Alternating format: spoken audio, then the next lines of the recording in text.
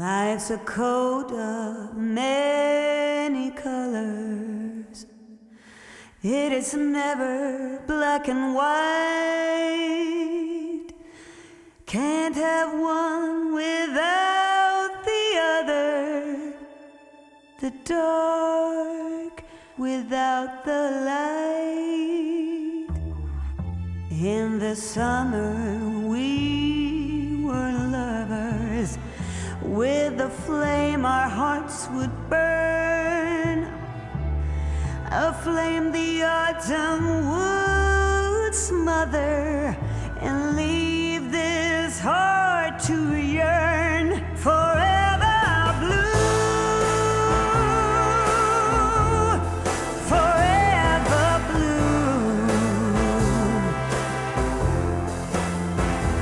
I'm putting on a show for the world to see. No one will ever know that without you I'm forever blue.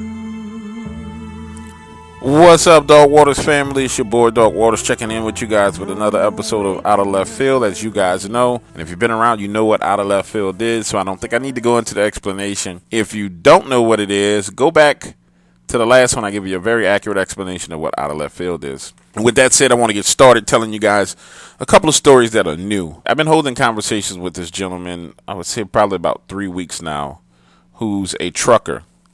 And he's had some very, very crazy encounters while he was out driving on the road. And I just wanted to share one or two of those with you guys. I like him.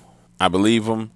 And, you know, one of the craziest things about doing this is that sometimes you got to filter through a number of people who are just kind of, I wouldn't call them liars, but I would say they're attention seeking to get to the people who really, really want to just share their encounters. Anyway, this gentleman's been driving trucks for the past 15 years. It's how he feeds his family. I don't know if you call somebody a professional trucker, but I don't think you get any better than this. He's a part of an association. Actually, he's one of the presidents of the Association for Truckers for the state of Louisiana. And solid dude. I mean, really solid dude. So, guys, I don't know how much you know about the highways here in Louisiana, but there's a Highway 190. It runs from Baton Rouge through Opelousas all the way over to Lafayette, I believe. A little bit north of Lafayette, and then it continues to run over. That's one of the highways that he uses coming out of Baton Rouge. And I'm very familiar with that highway because when I get on the road, it's a shortcut from Baton Rouge to get to Natchitoches. You don't take the internet, you don't take Interstate 10, you kind of take that one. So his encounter happens on Highway 190. When you just come out of Baton Rouge on Highway 190, you cross over this bridge, and when you come down, I can't believe I'm going to tell y'all all my business, but there used to be a strip club on the right-hand side right there. And then there's I don't even know if it's the name of a town. I think that's Port Allen that's on the other side of that bridge. Anyway, that road has, I don't know if the strip club's still there anymore, but there's a casino there. There used to be a strip club there. And then there was this kind of seedy ass hotel on the left-hand side across from there. So he's coming back, headed from Opelousas, headed back to New Orleans. He's coming down this roadway, 190. And for whatever reason, he gets sleepy. And so he decides he's just going to pull over on the side of the road and take a nap. So he pulls over and he happens to stop right in front of this seedy-ass little hotel. But he's parked on the side of the road. Just pulled over, still got the truck running, going to close his eyes for a few minutes and then continue to drive after he takes his nap. So as he's sitting in the truck trying to doze off, he notices that some lights come on in the hotel. And it's a 2-story hotel. Lights come on the second floor in 3 different rooms. And so these lights kind of flicker off and on. One light comes on, the other one goes off. The other one comes on, the other one goes off. And he's saying to himself, like, who the hell does this? Like, who plays games with the lights like this? Needless to say, he goes to sleep. Screw it. He's tired. Goes to sleep. He wakes up right at about 5:30 in the morning. And he looks over into the parking lot of this hotel. And he sees what looks like a woman running across the parking lot with her breasts out. So he's like, okay. This is crazy. Now, keep in mind, this is a seedy hotel, so it could be that there was a woman running across that parking lot. But he's like, why is this chick running around half naked? Well, he sees the chick run from one side of the parking lot and into the building. Not into a door, but like into the walls of the building. But it's 5 o'clock in the morning. He's like, nah, man, I'm tripping. This can't be possible. You know, wipes his eyes, opens a bottle of water, starts drinking some water, trying to get himself together before he gets back on the road. looks over there again, and the lady's taking the same path and runs into the wall of the building. He's like, what the hell? There's something running into the building. This happens 4 times in a row where this ghostly figure runs across the parking lot and runs through the wall of the building, to the point where he's like, nah, man, come on, this can't be real. I mean, it's crazy. He drives off, pulls away and drives off, and is like, the hell with this, I'm getting out of here. That was just one of his stories. I think the scariest story that he told me was this one. And this happened on 190 as well. It's 3 o'clock in the morning. He's on Highway 190. And I don't know if I ever told you guys this, but some of the earlier stories I did where the young lady was at the gas station and she ended up going to the police station. That happened on Highway 190 as well. As you guys know, I try and keep a lot of locations secret, but that was on Highway 190 as well. Anyway, so he's driving on 190, and it's a 2-lane highway on each side. You can actually drop on, go to Google Maps, drop it on a map, and you can see you can drive. If you're heading north, south, east, west, from east to west, on the opposite side of the left lane, which will be headed back east, there's train tracks. So he's driving down 190. He's headed west. The way this highway is set up, there's no red lights on it unless you get to a major town. There's these kind of cutoffs where the median is broken in between the two highway, the left lane and the right lane, or the east and westbound lanes. There's these cutoffs where the median has got a break in it between the east and west lanes. And so he's driving, and he sees what looks like another rig crossing from the eastbound lane into the westbound lane. He was like, I know this rig sees me, and 18-wheeler rig has to take a very, very wide turn. He said, I know this rig sees me coming, and he's thinking, why is this son of a bitch pulling out into the roadway and he sees me coming? Now, you can go 60 miles an hour on that roadway. And then there's other times you got to slow down when you got to be under 30, right? When you get into the little city areas. So he's going 65 miles an hour when this damn rig is trying to cross the eastbound lane into the westbound lane. And he's like, I know this son of a bitch see me. So he starts flashing his lights, getting on his brakes. This rig just continues to turn. He starts to slow down to the point to where he's doing 30 miles an hour, enough to where if he taps on the brake, he's going to stop. And so this rig pulls out in front of him, cuts him off, and starts driving directly in front of him. So he's driving behind his rig, and now he's pissed off. He's like, dude, I know you saw me coming. This is crazy. He starts flashing his high beams on him, kind of having a little episode of road rage. But he starts getting to the next town, which I don't remember the name of it, but I'll look it up. You can look it up. It's the first town outside of Baton Rouge, headed west. As they start to get close to the first town, the rig starts speeding up. And this is the place where you're supposed to slow down. You're not supposed to speed up and go faster. You're supposed to slow down to like 35, 40 miles an hour. This rig starts to speed up to where he's doing 60, 65. This thing is doing 90, 95, damn near 100. And as soon as the lights from that town, it hits that area where the lights are on that town, the whole goddamn rig disappears. The whole 18-wheeler disappears. It's gone. It was right in front of him. Gone. I'm talking about it has the trail on the back with the red lights. If you ever been driving behind an 18-wheeler on the road, you know what I'm talking about. That whole son of a bitch disappears.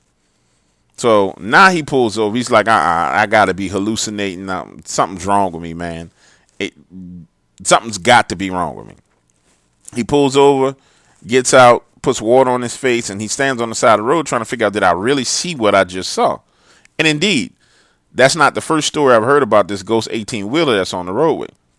The next story that he shared with me, which I thought was really, really scary, and I'm going to slow down here. I'm going to try and take my time and tell this one is close to as how he told me as possible. So as you know, we talked about Highway 190, how Highway 190 West takes you out of Baton Rouge, and I think it goes through Opelousas, Eunice. It actually will take you all the way into Beaumont, Texas, right? Well, this is during this. We had an ice storm here in Louisiana about 2 years ago, maybe 3 years ago. We had an ice storm, and people down here, we don't get storms down here where we got snow and ice, and so people down here do not know how to act when there's ice storm. But anyway, he's on Highway 190 outside of Opelousas when there's this ice storm. To go north, which is where he was going to Shreveport, you got to take I-49. Well, I-49 is closed down because of the ice storm, because people driving like the goddamn retards. Now, the only way you can get around this is he had to go 190 and go up 171. And 171 is kind of taking you through swampy land. And in particular, he went to, it was Clear Creek Wildlife Management Area. So he's driving, and it's a snowstorm, so he's driving extremely slow. And there's a lot of people driving this way and taking back roads because they're stuck on a road. Some people pulled over. It was a mess. But he's fighting through because he needs to get to Shreveport. And he had to go around Alexandria and get north of Alexandria. So the best way to do it was to take this 171. It takes you through Leesville and all the rest of the stuff. But there's these, as you drive in this area, I mean, you're pretty much driving through swampland. You end up going through by the Sabine National Forest, or you talk about the Sabine Monster. I mean, it's crazy, right? So he's driving 171, doing 40 miles an hour, cruising. The roads are frozen. Everything's iced down. There's, there's ice all on the trees. It's crazy.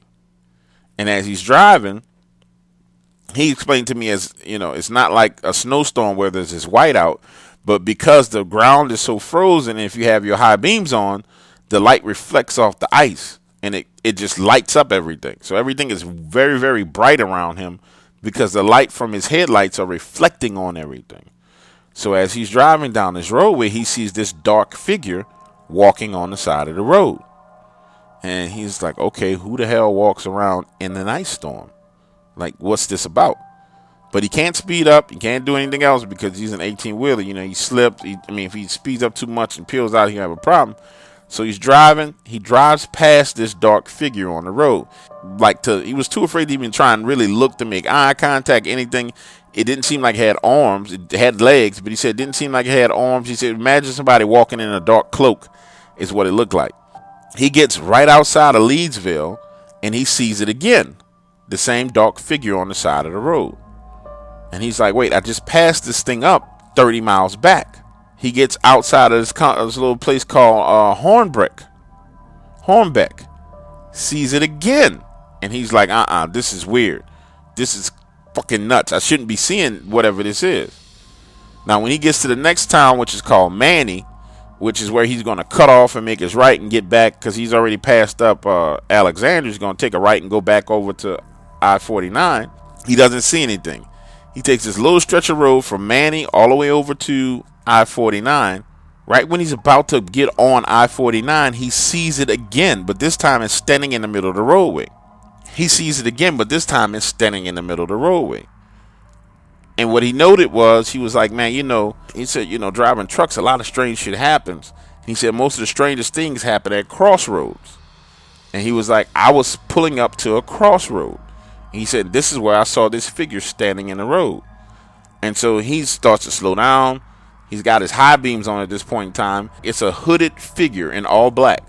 And the way he described it was, he said it was abnormal. But abnormal outside of the fact that there's a cloaked figure standing in the hood. He meant the way it looked was abnormal. It was misty and dark. It wasn't like a solid shape. It was, the light hit it, but the light was absorbed into it. He said it seemed like my high beams were absorbed by the darkness of whatever this thing was. But it's standing in the middle of the road. He's got nothing to do but come to a complete stop. And when he comes to a complete stop, whatever this thing is, he starts to see these red freaking eyes. And he's like, man, these eyes were huge. It's like the palm of my hand, red eyeballs. He said the eyes were abnormally large for the size of this creature, this being. And I'm like, dude, well, what did you do? He said, I couldn't do anything. He said, I started blowing the horn. And I started laughing. I said, you started blowing the horn, bro? He's like, yeah, I started blowing the freaking horn. He said, he started blowing the horn, and then the thing started coming towards him, like moving. But he said, man, it wasn't walking. He said, I wouldn't say it was floating. He said, it was more like it was gliding straight towards my vehicle. And as it came towards him, it came and it started positioning itself like it was coming around the side to where his driver's door is. He hit the gas, boom, and flew past it. He gets to 49. When he gets to 49, he cuts hard, gets on the interstate. He said, literally, man, I almost turned this damn truck over, cutting to merge and get on the interstate. And he said, man, I've never taken that 171 again. He said, there's nothing you can do to get me to take 171. And I was like, dude, I told him I've been down 171. I've been down 190. I've been 167, 84. I've been through. This is Louisiana. This is my hometown, man. I've been there everywhere you can think of. But whatever it was, I don't know if it was a crossroad demon. I don't know. I really probably need to talk to LaKay about that. But he got away from it. And with that being said, guys, those are the 3 stories that I want to present to you from our friend. And I hope he enjoys them. I'm going to add some sound and some music to it and make it sound good and dress it up a little bit. I'm not sure what that thing was whatsoever. I'm the more I talk to people about stuff like this and the more people share their encounters with me, I come to a full realization that, this world is not what we think it is. And there are certain things that are so far outside of the norm that, you just don't know what to do with them.